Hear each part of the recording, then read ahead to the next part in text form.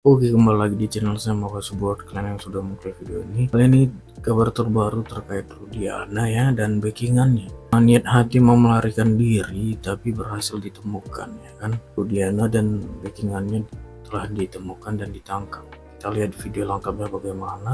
Sebelum menjaga video, bantu subscribe channel saya belum subscribe. Tidak tunggu lama, kita ke video langsung. Let's go.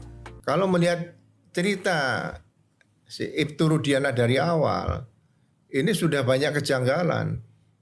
Anaknya tidak diotopsi, ya kan? Kemudian dia membuat laporan harusnya tanggal 27 Agustus, dia buat tanggal 31 Agustus. Dan laporannya itu lengkap seolah-olah dia mengetahui dia anaknya bersama 8 orang dilempari batu dan sebagainya. Dia mengajak orang supaya jadi saksi padahal dia juga tahu kalau sepeda motor, jaket sama helm milik anaknya. Kemudian sebelum tanggal 31 dia membuat laporan polisi, dia sudah mulai menangkap orang. Kemudian menyita barang bukti sepeda motor dengan cara-cara yang tidak profesional. Kalau nyita barang sepeda motor kan harusnya kalau mogok kan pakai angkutan kendaraan patroli kan ada mas diangkut. Ini didorong pinjam sepeda motor pamannya didorong pakai kaki satu seperti anak muda kalau mau ke bengkel itu mas. Ini sudah tidak profesional. Ibtu Rudiana dari awal ini sudah banyak kejanggalan. Bila sekelas beliau saja mampu menilai bahwa ada begitu banyak kejanggalan yang dilakukan oleh Bapak Direktur yang sebelumnya manajer, bahkan ada banyak hal yang dilakukan terhadap perkara tersebut, maka lucu saja bila Batok Kelapa menganggap dan menilai dari hasil pemeriksaan terhadap Bapak Direktur yang sebelumnya manajer tidak melakukan pelanggaran apapun terhadap peristiwa maupun perkara tersebut. Lucu bukan? It's so funny. Ulala. Bahkan tak perlu penilaian sekelas beliau. Masyarakat awam saja mampu menilainya secara gamblang, secara vulgar.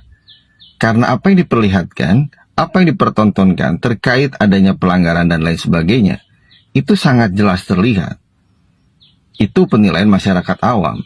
Maka lagi-lagi lucu saja bila sekelas Propam menganggap dan menilai bila Bapak Direktur yang sebelumnya manajer tidak melakukan pelanggaran apapun. Menganggap tidak ada pelanggaran pidana apapun. Makin lucu saja, makin lucu saja. Maka ada begitu banyak ekspektasi terhadap markas besar yang melakukan pemeriksaan terhadap Bapak Direktur yang sebelumnya manajer. Apalagi pemeriksaan tersebut sudah dilakukan selama 3-4 hari. Maka jangan lagi berbicara hal normatif. Karena masyarakat sudah cukup paham, sudah cukup cerdas dalam menilai segala sesuatunya. Yang tentunya berkaitan dengan Bapak Direktur yang sebelumnya manajer terhadap perkara dan peristiwa tersebut.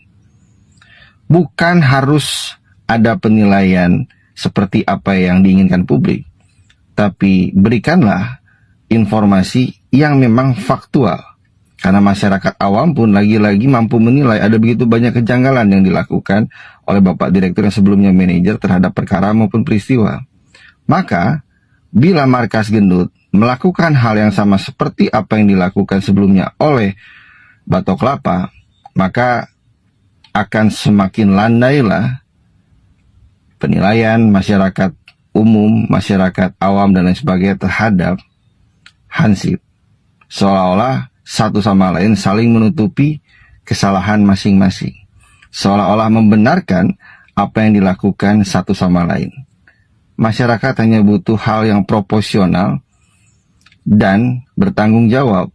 Dan tentunya dapat menjawab keraguan publik terkait efektivitas dan kejujuran serta presisi yang selalu disampaikan oleh pimpinan Hansip.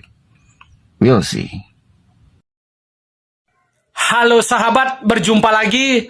Jadi kali ini kembali saya bahas kasus Pinai Cirebon kembali ya.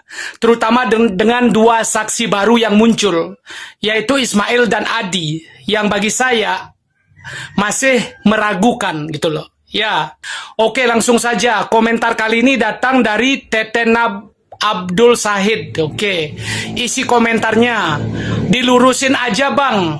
Oke. Jadi begini ya, setelah saya menonton kemarin, itu ada saksi Ismail, Adi, dan Oki itu semakin saya merasa janggal. Ya, semakin janggal. Karena begini, dari kesaksian Ismail, itu tidak ada. Dalam cerita Ismail itu dia melihat Adi atau musafir itu. Ya, padahal jaraknya kurang lebih 30 meter. Ya, dan dari cerita musafir itu, Adi itu tidak ada dalam cerita musafir itu Pak Ismail dan anaknya Purnomo, nggak ada. Jadi mereka sama-sama mengaku paling pertama ada di sana dan sama-sama tidak melihat satu sama lain. Ya, logikanya begini. Kalau itu kan Pak Ismail datang melihat ada apa namanya ugal-ugalan nabrak tiang dan jatuh, kan gitu. Nah, kemudian Pak Ismail berhenti kurang lebih 5 menit. Harusnya dia bisa melihat sekitar. Misalnya, oh ada orang satu, mungkin itu orang yang dulu namanya musafir itu gitu. Ya, bahwasanya dari awal proses kasus pindah ini sudah banyak kejanggalan-kejanggalan dan seperti ada yang direncanakan oleh Ibtu Rudiana dalam mulai proses penangkapan hingga putusan dalam ceritanya musafir itu Pak Adi itu harusnya ada Pak Ismail dan Pak Purnomo dalam ceritanya. Silahkan berikan komentar kalian sebanyak-banyaknya. Jadi Pak musafir itu bilang begini, waktu itu dia gerimis lagi nyari tempat berteduh, mau makan nasi bungkus, duduk di rumput. Kemudian dia melihat Eki dan Pina dari kejauhan, Eki dan Pina satu arah namun berlawanan nabrak tiang itu, tiang listrik itu, tiang lampu penerangan, kemudian jatuh. Setelah melihat Eki dan Pina jatuh, dia fokus melihat Eki dan Pina jatuh. Kemudian yang datang dari arah Eki dan Pina satu orang, kemudian datang 2 orang dari arah dia, kemudian dia nyebrang ke arah Eki dan Pina, dan sekarang mereka kumpul berempat di sana. Tuh kan, berarti mereka kumpul berempat di sana. Terus di mana Pak Ismail? Ketika saya live streaming di YouTube tadi pagi, ya semakin banyak yang ancam, bro. Ya kenapa? Karena saya godok-godok si Tuan Takur Rudiana. Itu kerjasama merekayasa itu motivasinya untuk apa? Ya, ada kaitannya nggak dengan narkocek? Ya, narkocek yang di pelabuhan itu. Nah, makanya saya dulu kan kasih tahu kalian ya. Coba, sejak penangkapan yang namanya Peggy Setiawan itu, orang yang saya kenal menangkapnya itu. Ada kaitannya nggak dengan Rudiana? Terus, dengan Bandar, ada nggak orang-orang ini? Periksa dulu rekeningnya. Itu berulang-ulang saya bilang, kan dulu. Nah, tadi saya godok-godok, kita mengulas yang namanya kesurupannya Linda. Di situ kan Linda bilang, ya kan? Ya, salah satu anak polisi kabur ke Jakarta. Ya kan? Ditanya sama mbaknya Pina, yang satunya nggak tahu polisi apa bukan.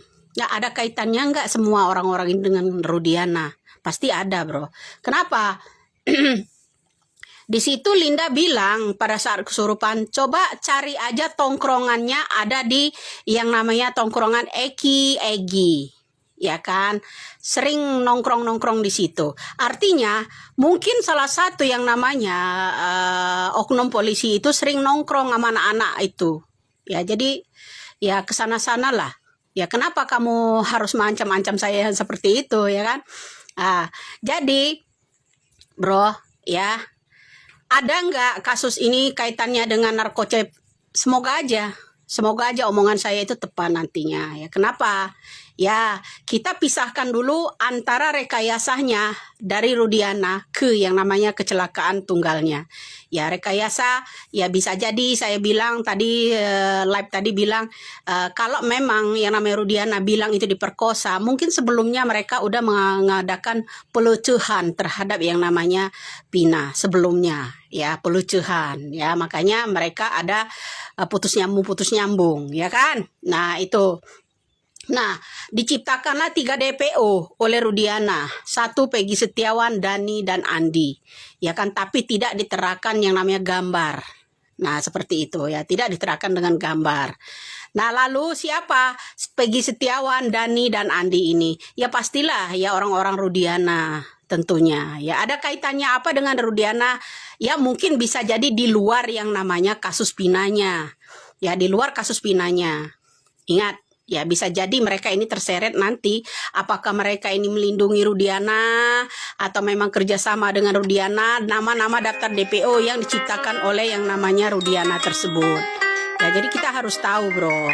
Guys, Ibu Widya memberikan tanggapan bahwa bisa saja kasus Pindah Cirebon ini selain direkayasa oleh Ibtu Rudiana juga ada keterkaitannya dengan kasus narkoba dan bisa saja ada juga keterkaitannya dengan kasus narkoba pada tahun 2016 ini. Akan tetapi sampai sejauh ini kita belum tahu apa motivasi sebenarnya dari Ibtu Rudiana mengarang dan merekayasa kasus Pindah Cirebon ini.